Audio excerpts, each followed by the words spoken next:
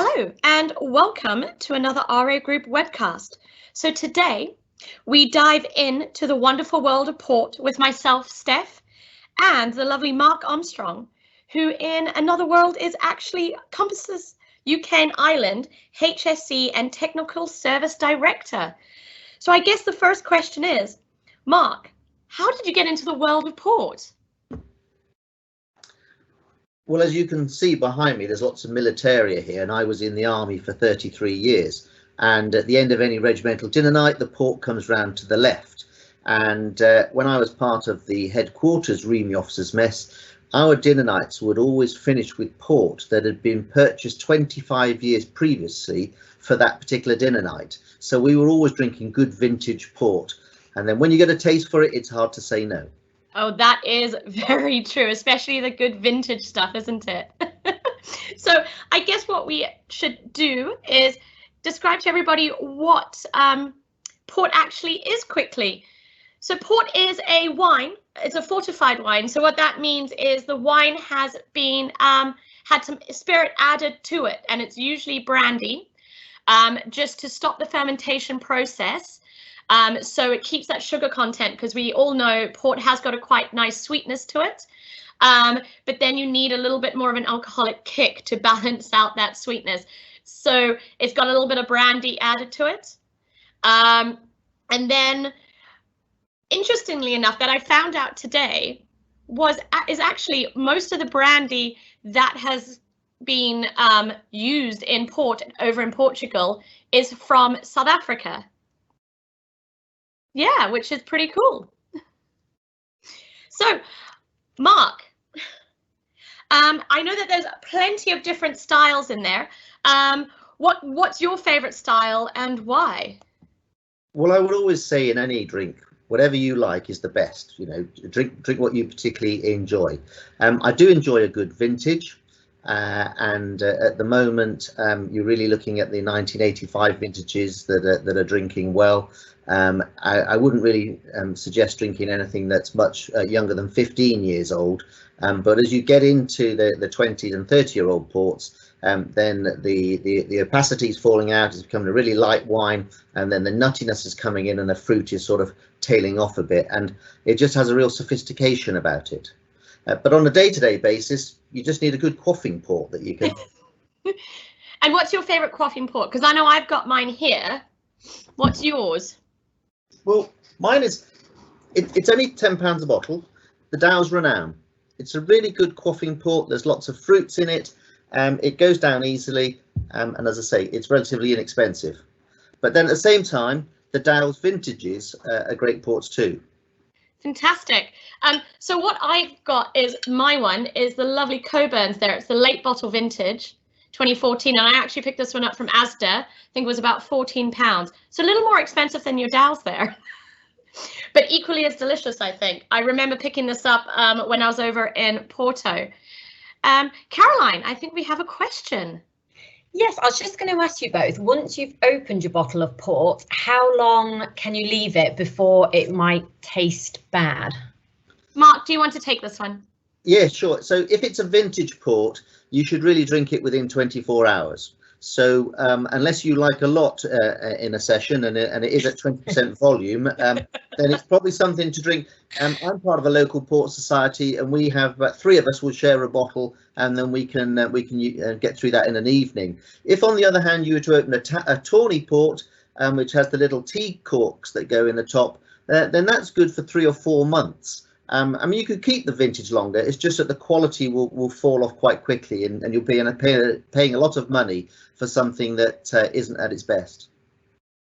And we wouldn't want that now, would we? I know port sort of behaves the same as vermouth in that way. So you do want that sort of 2-week period with the tawny port as well. And also, if you do have a late bottle vintage rather than a sort of an actual vintage, it can last quite well in the fridge, as long as you've got one of those vacuum pumps, one of those lovely little, I've got the Le Creuset one, and it works really well for all of my wines.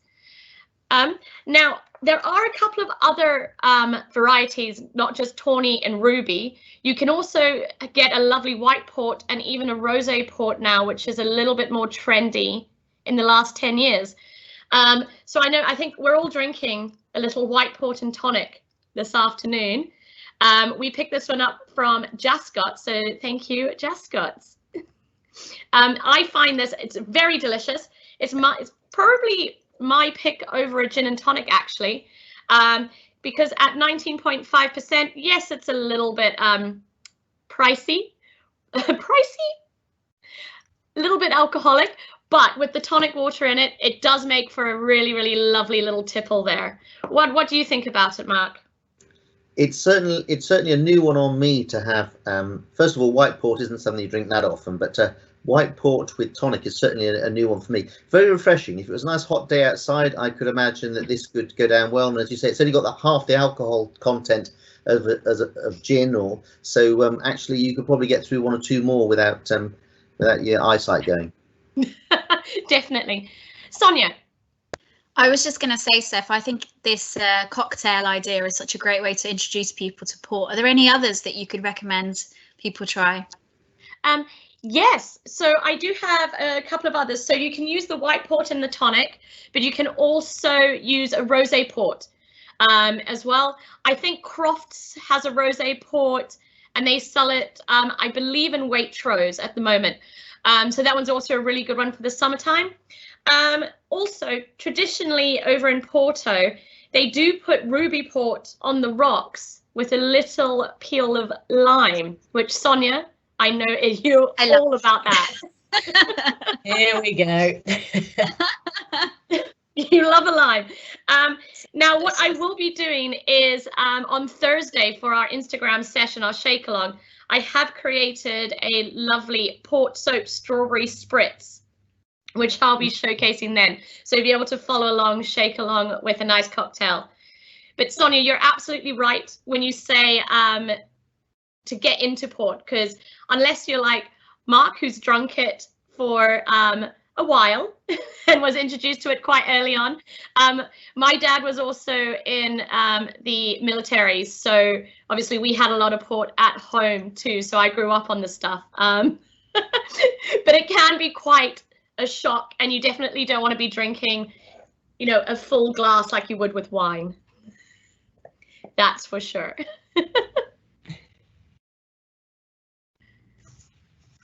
Awesome. So with the supermarket drinks versus cellaring it, if you do pick up one sort of in the supermarket, be it the late bottle vintages or, you know, a tawny, but it's the sort of basic ones you can pick up, they are made to drink right now versus cellaring. But if you do go into a wine store or sort of buy en primeur as well, then port can, I believe, be cellared for up to about 100 years. Mark, would you agree? Yes, absolutely. When in a vintage port in the bottle, you can still get on the market bottles from the first part of the last century, and apparently they drink really well. But I'll confess, I've never tried anything earlier than something from, I think 1955 is the earliest I drank.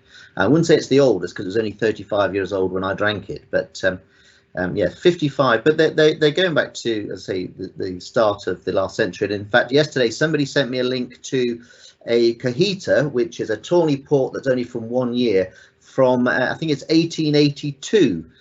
That's been bottled recently. Wow. But it does come in at a cool, it does come with its own decanter, but it comes in at a cool £5,000 a bottle. Not for my tastes. Wow, yes. That's quite a price tag there. That's sort of like a Penfolds range sort of price tag, I guess. Amazing. Now, I know port, you know, you would think that the grapes for port are grown and then they're cellared and fortified in the same place, but actually it's not, interestingly enough. It's all in the same region, but the grapes are actually grown along the Douro Valley, and it's these super steep, gorgeous valley where the grapes have to actually be hand-picked That's why some ports are a little bit pricey, because they do have to be handpicked, and there's a lot of high labor intensive sort of things going on. So once the grapes are picked, the wine is made up in the Douro, but then it is actually shipped down the river into Porto, which is the local town down there. Absolutely stunning. Once again, if you go on holiday, fantastic place to go, but be wary. The streets are literally like this, and to walk up and down them, it's a lot. But lovely place to go. And then that's all cellared and fortified across the river, and you can actually sit on the river banks and like see all of the beautiful cellar houses down across the other side. Yes, I know Mark has a super interesting fact about why port became about. Mark, over to you. Yes, I was just going to add, in terms of the preparation, I think there's one or two port houses that still actually get people to stomp the grapes, to get in there up to their thighs. And I think that they have a sort of a drum beat that they do for 3 hours. Then the 4th hour, there's a song they sing as they crush the grapes, and it's all to do with the weight of your feet, and the pressure your feet doesn't push too much out of the grapes, the skins, and that stops it. But yeah, port came about really because during the Napoleonic Wars, we weren't getting wine in from France, and so the next closest place to get wine in from was Portugal. But that was an extra day's sailing, and that was affecting the taste of the wine. And then somebody found that if you put a brandy in it, if you fortified it, then it travelled a lot better. And so that's how it came about. And no surprises, a lot of the houses, the port houses, are actually still owned by English or extracted from England families who've been there 200 years. So yeah, that's it. And as you mentioned before, having taken the grapes, they're then put into barrels for about 18 months. And then they decide whether they're going to declare or not. And most port houses will declare about 3 years in 10. They would make a declaration that they're going to actually release a vintage port. And that declaration is made on St. George's Day, the 23rd of April, just that little link with back home. And then that goes into the vintage bottles, which will then sit in the cellars, and port improves in the bottle, unlike whiskey, which once it's bottled doesn't change its character really at all. So that's sort of how you come about the vintage. And then, as you mentioned, late bottle vintage is the same wine, but a little bit further downstream, maybe a year or 2 years downstream, they've decided, well, actually, you know what, this is a better wine than we thought it was. It then gets bottled. So it's bottled a little bit later, and that's where you get LBV, and it's a lot cheaper. And I know that within the Ruby Port sort of context, there's also a crusted port, which I think people might think has something to do with maybe wax on the top. But Mark, what is that one? Well, I originally thought that's what it was to do with, but actually a vintage port comes from just a single year. So you might then have a port where they've taken port from 2 or 3 years and put it together. That then is a crusted port. So it behaves in exactly the same way as a vintage port, but it's not been declared from a particular year. And again, it's just that little bit cheaper. And so you can get just as good a wine for a little less money. I mean, that's a really good tip. If you are trying to find a good port, look out for the crusted ones, I guess. Caroline. Mark, I've got a question from someone here. They've said, does it make a difference to what type of glass you should drink port in? Will it make a difference to the port depending on the glass, basically? So traditionally, port is served in glasses like this, what is really a port sipping glass. And the reason for that, as my understanding, is twofold. Is one, that port is compared to wine. So you're generally having port at the end of a meal. Well, it's nearly twice the strength of wine. And if you've already had a few glasses of wine and then you would have port in a wine glass, then you'd get through quite a bit. It's also, of course, more expensive. So you could keep the cost down by giving people less. You can get some funny port glasses, and here's another port sipping glass. This particular one, you sip on the sort of rat's tail there. It's dreadful for drinking port because you don't really get the taste. So the best glass for drinking port is actually a good wine glass that you can get your nose into there and you really get some air into it. But traditionally, it was done through the port glass. In recent years, I've discovered you ditch that, unless, of course, you've got people around the house and you don't want them drinking lots of your good port. Give them a little glass and keep a big one for yourself. That is a fantastic tip. Wonderful. Now, with the actual corks, I have found that there is a major difference in the corks, and it can tell you the quality of the port as well. I know you were mentioning, Mark, earlier about the little sort of cork stoppers that you get versus the cork. The actual cork in a port bottle is longer than a wine bottle. It's just ever so slightly longer, and that's just because you do cellar it for so much longer, for the 100 years or so, and wine not so much. And when you do have it lying down, the port might seep out the other end, as you see with some wines, and you wouldn't want to do that because the Angels, I think, have had enough of their share in the barrels, right?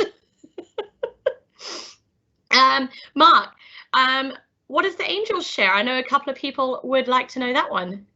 So when the port is in a large barrel, there will be evaporation, and so if you had a 500 gallon barrel, over a number of years, an amount would just evaporate through. That's the Angel's share.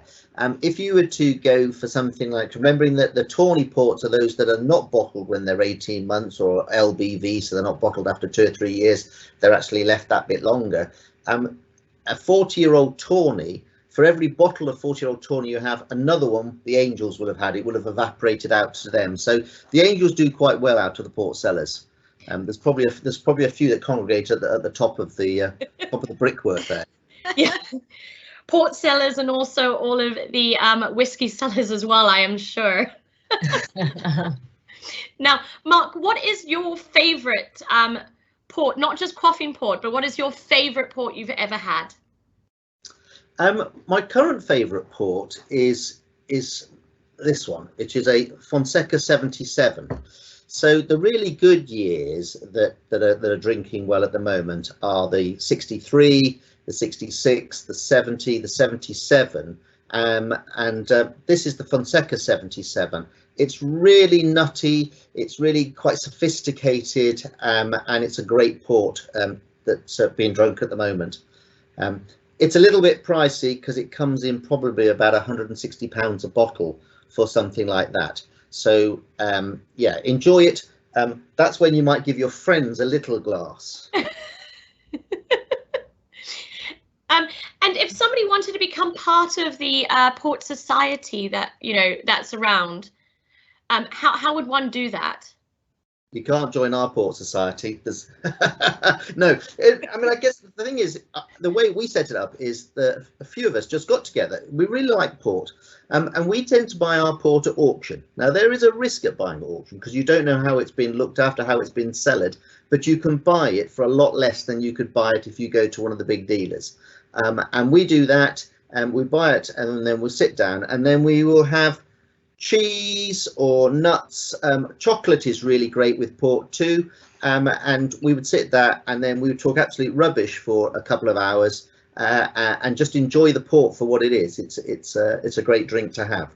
So I would say to people, if you really like it and given the price, get together with a few other people and just say, this is what we're going to do. And then it's not something you do on a weekly basis, but maybe once a quarter, sit down and have a bottle. Now, we also have purchased some ports recently that we're then kept in bond. So the tax hasn't been paid on them, but then they're being kept in a proper cellar and they will be there for a number of years, kept at the right sort of temperature, kept in good condition, and then we'll have those further downstream.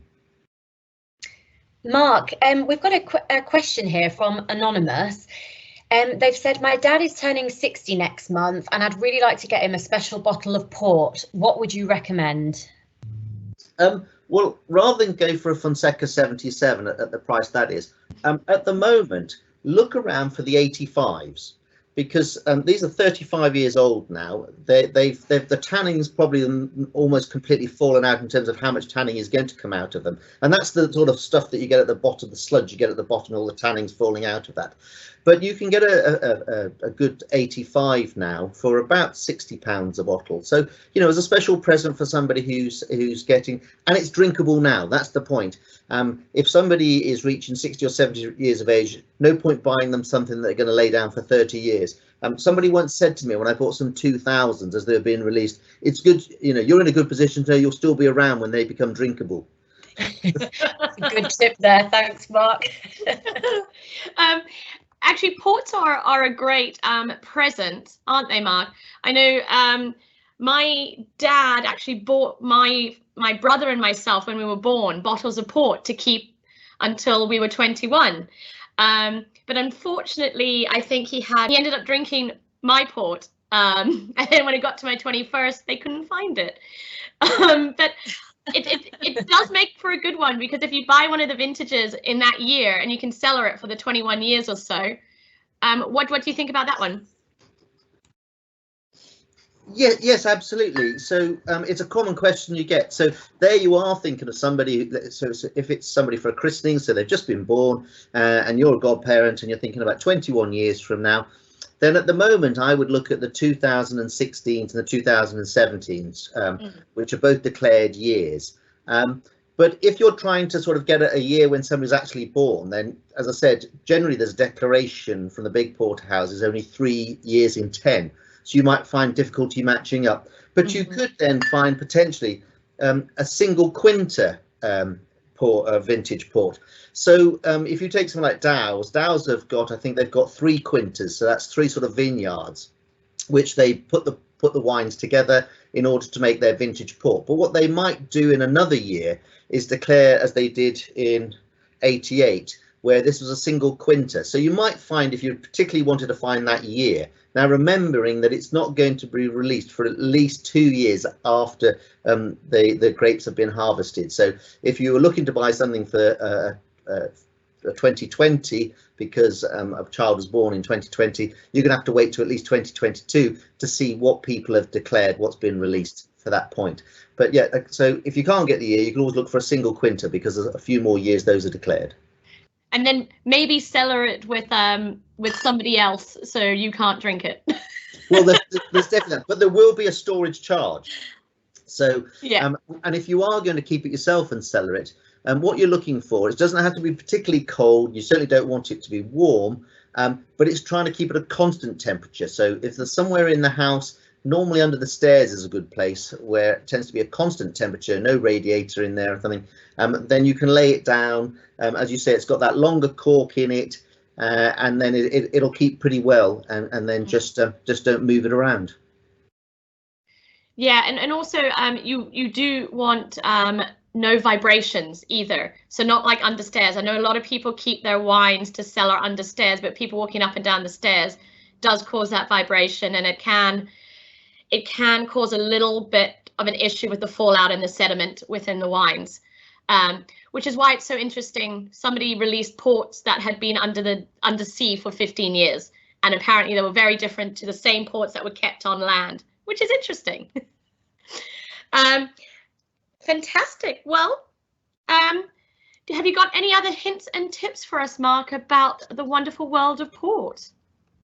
So I think, just going back to the corks, because as you've mentioned, so the cork itself is about 80% oxygen in a cork, and that's why corks are great. So you get the plastic corks, they are rubbish. They are the worst cork going, because they don't really let the wine breathe. There's really no air in them. You then get, let's say, the T-shaped cork, and you can get the screw cap. Well, a screw cap on a tawny port is going to be drunk straight away. The years in the bottle, that's fine. You know, that will work. So really, if you've got a good vintage port, you're really looking. And then, as you mentioned, so if I take this Fonseca 85, because it's one of the only ones out of these that's really full, then there will be on the top here, there will be a wax as well as down to the cork, and then you can see on the top of that, generally they'll put the year on top of that wax too. If that's all intact and it's nice on its side, then as you say, just leave it there, and it'll go really well for you. And I think the other thing, obviously, anything is just keep an eye out for the special offers, because there's always the odd special offer coming up. So you know, don't want to miss out on that. Bin ends and that, yes. Caroline, have we got any more questions? Yes, there's just one last question, Mark. Again, it's come through from Anonymous, and it said, can you give us a rendition of the song that was sung to Crush the Grapes?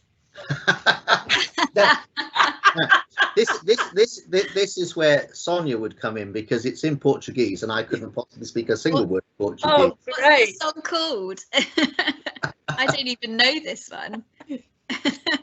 But actually, if you go onto YouTube, you can actually find it there on YouTube, and it is there as they're crushing the grapes and singing along, and they all seem really happy about the way they're doing it. Whether if you went to the Douro and during the harvest, whether you could actually pay to then go and crush it for them, I've never tried it, but that sounds like it could be a lot of fun. Yes, definitely end up with some interesting coloured legs at the end of it too. Yes, could be our next team day outing, couldn't it? That would be a really great team building event, wouldn't it? It would, to absolutely. Sort of, to get into that, yeah, absolutely. 100%. Well, thank you ever so much, Mark. That is absolutely fascinating, and what a good introduction into the world of port. Well, that's all from us today. I cannot wait to go have a look at some bin ends, go try it out, and finish off my lovely white port and tonic that I have here with me. Tomorrow we do have our Wellness Wednesdays with Luxie, so please do not forget about that, and we hope you will join us. Meanwhile, for more information about our program of discussions, please go to RA Group's website at www.ragroup.co.uk/news to download the broadcast links. Meanwhile, if you have any questions or suggestions about how you can get involved, please do email gavin.goody@ragroup.co.uk. Anyway, thank you for joining us today. Have a fantastic afternoon, and we'll see you tomorrow, same time, same place.